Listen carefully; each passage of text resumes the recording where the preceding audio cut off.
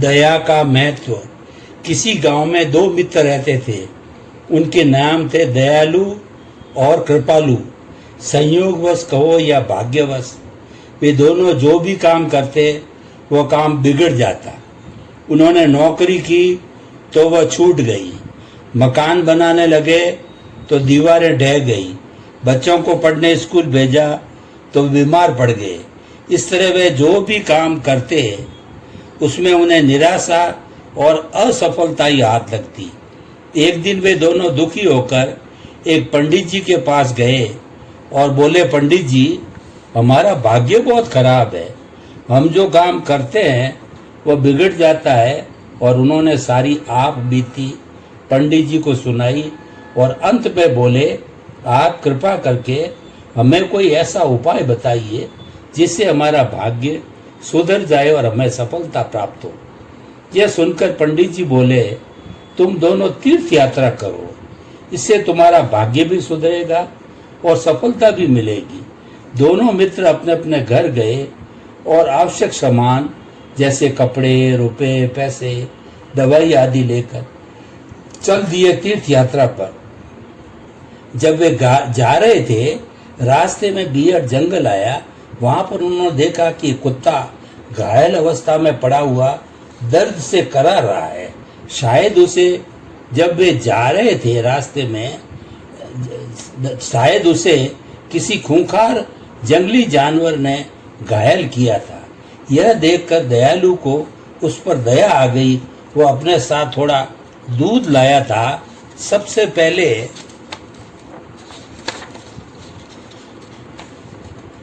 तो उसने वह दूध उसे पिला दिया। उसके पास कुछ मरहम आदि दवाइयां भी थी। वे उसने कुत्ते का घाव साफ करके उस पर लगा दी और पहनी हुई धोती का एक हिस्सा फाड़कर उसके घाव पर पट्टी भी बांध दी।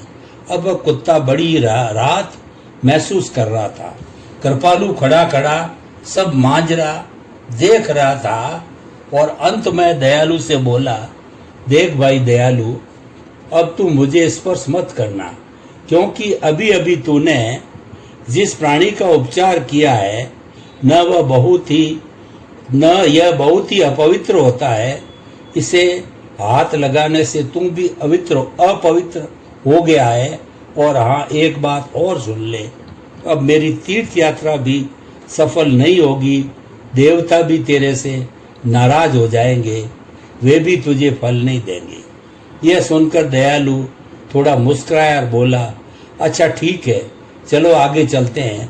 अभी वे कुछ ही दूर चले थे कि उन्होंने देखा एक वृद्ध भिखारी भूख के कारण तड़प रहा है, न जाने कब उसके प्राण निकल जाए।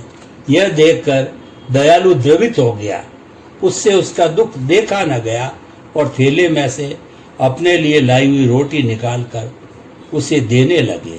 यह सब देखकर कृपालु झुंझला कर बोला, अरे वो दया के पुजारी, कहीं तेरा दिमाग तो नहीं सरक गया है? सारी रोटी इस भिखारी को दे देगा तो रास्ते में तू क्या खाएगा? उसको पड़ा रहने दे और जिस काम के लिए तेरी घरवाली ने इतने सवेरे उठकर प्यार से तेरे लिए रोटियां बनाई थी, उस काम को पूरा कर। लेकिन दयालु कहाँ सुनने वाला था। उसका तो स्वभाव ही था प्राणियों पर दया करना। और रोटी नहीं, उसके थैले में पत्नी ने कुछ फल भी रखे थे, वे सब भी उसने उस भिखारी को बड़े ही प्रेम से खिला दिए और वो मन ही मन स्वयं भी तृप्त हो गया, जैसे वे सब उसने ही खाए हों। यह देखकर दयालु बोला, अरे ओ मूर्ख, ये फल तो तुम्हारी पत्नी ने देवता को चढ़ाने के लिए दिए थे। देवता के चढ़ावे को तूने इस सांड को खिला दिया। अब तो अवश्य ही देवता तुझ पर नाराज होंगे, तुझे बहुत भारी पाप लगेगा, अब तेरी खैर नहीं। यह सुनकर दयालु फिर मंद मंद मुस्कुराया बोला, चलो आगे चलते हैं और जो होगा देखा जाएगा, तुम जरा भी चिंता मत करो। लेकिन अभी वे कुछ ही दूर चले थे कि उन्हें एक आवाज़ सुनाई दी, हाय प्यास, पानी, हाय गला सूख गया, कोई बचाओ। दयालु ने देखा कि सामने एक तीर्थ यात्री गर्मी और प्यास से तड़प रहा है।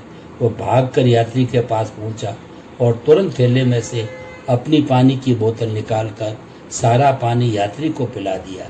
यात्री के प्राण बच गए और वो बार बार उसे आशीर्वाद देने लगा। यह देखकर कृपालु बोला, अरे वो मूर्ख, अभी आधी दूरी भी तय नहीं हुई है और तूने अपनी सारी आवश्यक वस्तुएं खत्म कर दी। अब तू यात्रा कैसे करेगा? इसलिए मैं तो तेरे को अब यही सलाह दूंगा कि तू अपने घर वापस चला जा। हो गई तेरी तो यात्रा पूरी। उसका ऐसा कहने का एक कारण यह भी था कि कहीं ये सब मेरी वस्तुओं में से वह कुछ मांग ले। दयालु ने भी मन ही मन सोचा, शायद यह ठीक ही कह रहा है, और वो चल दिया वापस अपने घर की ओर। कृपालु चल दिया अपनी तीर्थ यात्रा पर, क्योंकि उसे तो देवता से कृपा प्राप्त करनी थी। उसके नाम की सार्थकता भी तो यही थी। उधर जब दयालु अपने घर के नज़दीक पहुंचा ही था कि उसके बच्चे दौड़ते हुए उससे मिलने आए। इसे दयालु को समझने में जरा भी देर नहीं लगी कि अब उसके बच्चे बिल्कुल स्वस्थ हो चुके हैं। घर पहुंचकर उसने देखा कि जो दीवारें बार बार गिर जाती थी वे भी अपने स्थान पर बिल्कुल ठीक ठाक खड़ी है। पत्नी ने उनका स्वागत करते हुए एक पत्र उसके हाथ में थमा दिया। उस पत्र में लिखा था कि तुम्हें नौकरी पर दोबारा रखा जाता है। इस प्रकार उसके सारे काम एक के बाद एक होते चले गए और वो हंसी खुशी अपने परिवार के साथ रहने लगा। उधर कृपालु ने अपनी तीर्थ यात्रा पूरी की। उसने खूब स्नान किया, पूजा अर्चना की, देवताओं को खूब फल फूल और दक्षिणा दी और अंत में देवताओं का प्रसाद लेकर वो घर लौट आया। कृपालु ने घर पहुंचते ही देखा कि उसके मित्र दयालु के तो सब काम ठीक हो गए थे, लेकिन उसके अभी काम पहले ही की तरह बिगड़े पड़े थे। वह तुरंत दौड़ा गया पंडित जी के पास और बोला, पंडित जी, ये भगवान का कैसा न्याय है। मैंने आपके कथनानुसार तीर्थ यात्रा पूरी की, पवित्र जल में स्नान किया, देवताओं पर भरपूर मात्रा में फल फूल चढ़ाए और आशीर्वाद स्वरूप प्रसाद भी प्राप्त किया। इतना सब करने के पश्चात भी मेरा भाग्य तो रत्ती भर भी नहीं सुधरा, जबकि मेरे मित्र दयालु ने तो तीर्थ यात्रा भी पूरी नहीं की। यह तो आधे रास्ते से ही वापस भाग आया और यहाँ तक कि उसने तो देवता के नाम की भेंट को कुत्ते और भिखारी को देकर महापाप तक किया, लेकिन फिर भी उसके सब काम बन गए। उसका भाग्य सुधर गया, वह सफल हो गया। फिर मेरे साथ भला यह अन्याय क्यों हुआ? यह सुनकर पंडित जी मंद मंद मुस्कुराते हुए बोले, दीन दुखियों पर दया ही सच्ची तीर्थ यात्रा है। वृद्ध, बच्चे, पशु पक्षी आदि ही सच्चे देवता होते हैं। दयालु ने उन पर दया की, इसलिए उसे तीर्थ यात्रा का पूरा फल मिल गया। तुमने जीते जागते देवताओं को छोड़कर निर्जीव मूर्तियों की पूजा अर्चना की है, और वो भी स्वार्थवश, जबकि दयालु ने यह सब जो भी किया निस्वार्थ भाव और दयावश किया है। इसलिए तुम्हारा भाग्य नहीं सुधरा और तुम सफल नहीं हुए। इसमें दूसरे किसी का कोई दोष नहीं है, दोष तुम्हारा ही है। यह सुनकर कृपालु बोला, पंडित जी, तो क्या तीर्थ यात्रा करना बेकार है? पंडित जी बोले, नहीं भाई, ऐसा बिल्कुल नहीं है। तीर्थ यात्रा को तो हमारे धर्मशास्त्रों में बड़ा महत्व बतलाया गया है, लेकिन तुमने तीर्थ यात्रा का मतलब गलत समझा है। असल में हम लोगों में अंधविश्वास एवं गलत धारणा है कि हरिद्वार आदि की पैदल यात्रा करने से, कावड़ का जल लाकर शिव भगवान पर चढ़ने से, गंगा में स्नान करने से और भी इस प्रकार के अनेक क्रियाकलाप करने से ही हमें पुण्य की प्राप्ति हो जाएगी और हमारे पाप कर्म धुल जाएंगे।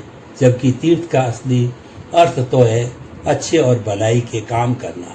अगर कोई व्यक्ति भले ही तीर्थ के जल में स्नान न करे, अपितु अच्छे एवं भलाई के काम करे, तो उसको तीर्थ यात्रा का पुण्य अवश्य मिलेगा। इसके विपरीत यदि कोई सालों साल तीर्थ के जल में नहाता रहे लेकिन भलाई का काम न करे, तो उसकी तीर्थ यात्रा बिल्कुल बेकार है और इच्छित वस्तुओं की प्राप्ति एवं किसी भी कार्य में सफलता हमें पुण्य से ही प्राप्त होती है। इसलिए कहा भी जाता है कि प्रातः काल में शीघ्र गमन किस लिए करते हो? यदि तुम धन कमाने के लिए जाते हो और वह धन सुख के लिए है अर्थात इष्ट की प्राप्ति के लिए, तो धन कमाना तुम्हारे लिए सार्थक है। और यदि ऐसे ही धन से इष्ट की प्राप्ति होती है तो शीघ्रता से पुण्य कार्य करो। ऐसे पुण्य से ही प्रयोजन की सिद्धि होती है, क्योंकि पुण्य के बिना इच्छित वस्तुएं प्राप्त नहीं होती है।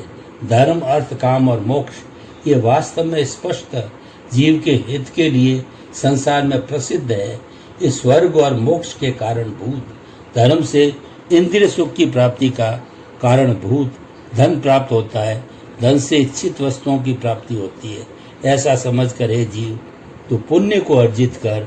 भिन्न भिन्न प्रकार के सुखों को देने वाला पुण्य के बिना भली भांति चाहे गए पदार्थ प्राप्त नहीं होते।